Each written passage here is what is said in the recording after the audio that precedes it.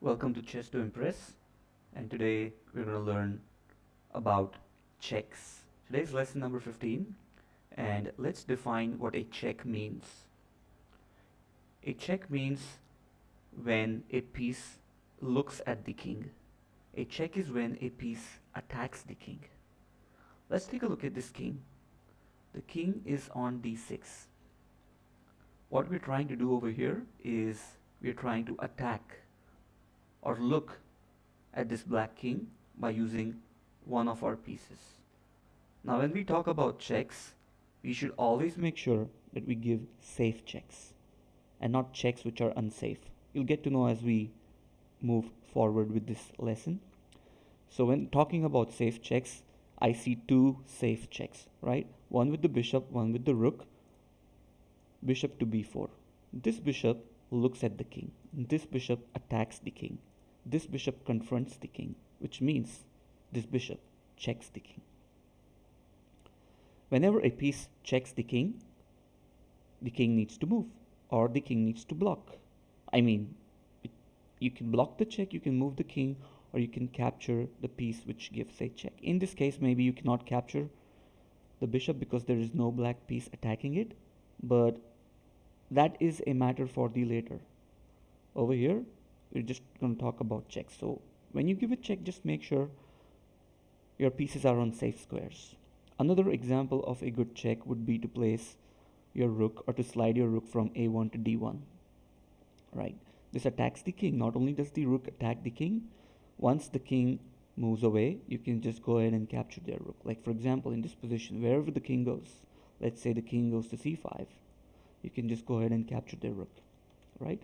An example of a bad check would be to place your bishop on d4. Yes, this is also a check. This bishop gives a check because the bishop looks at the king. But this is not a good check because the king can capture the bishop. So always look for safe checks. Safe checks are usually the checks which are good. Alright, position number 2. Let's talk about this.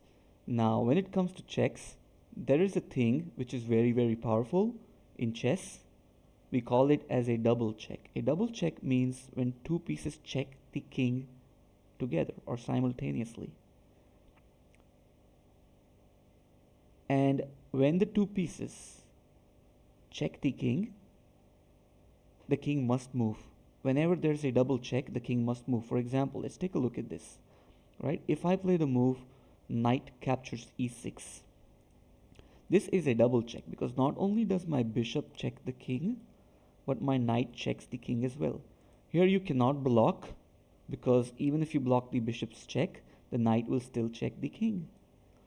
You cannot capture my knight because even that would be an illegal move. You cannot capture my knight because your king is still in danger because of my bishop. So double checks are very powerful because they force the king to move. A great example in this position would be white to play and checkmate in 2. Take a look at this. I play the move knight f5.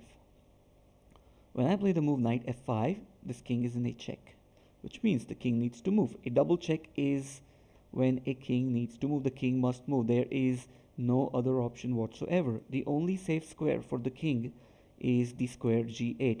All the other squares, like these two squares, are controlled by the bishop, and the square h6 is controlled by the knight. That forces the king to go to g8, and since the entire diagonal is covered by the bishop, we use a knight and move it to h6, or for that matter e7, and this will result in a checkmate, game over.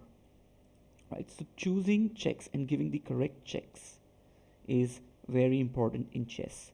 And to do that, one must not hurry. One must calculate and think accordingly based on what the position demands. Position number 3. Find a sneaky check by black. This check will help black win a piece. Take a look at the king's position. Right? You cannot play the move rook g2 if you're thinking about that, because if you capture the pawn, they're just simply going to capture your rook. So you're just going to lose the rook for nothing. Just the pawn doesn't make sense. So a sneaky little check would be to play knight f3. Why is this a good check? Because the pawn cannot capture the knight. See that the computer does not allow me, the software does not allow the pawn to capture the knight, because you can never leave the king exposed. If the pawn captures the knight, the king is in direct line of sight of the rook. That's why the king needs to move, right? There's no other option. There's no other piece which looks at the knight. The king needs to move. And once the king moves away, you can just go ahead and capture the rook, right? So this was a short lesson. The most important thing to know or to notice is always give safe checks. Always give checks which help you either win material or they create a new threat.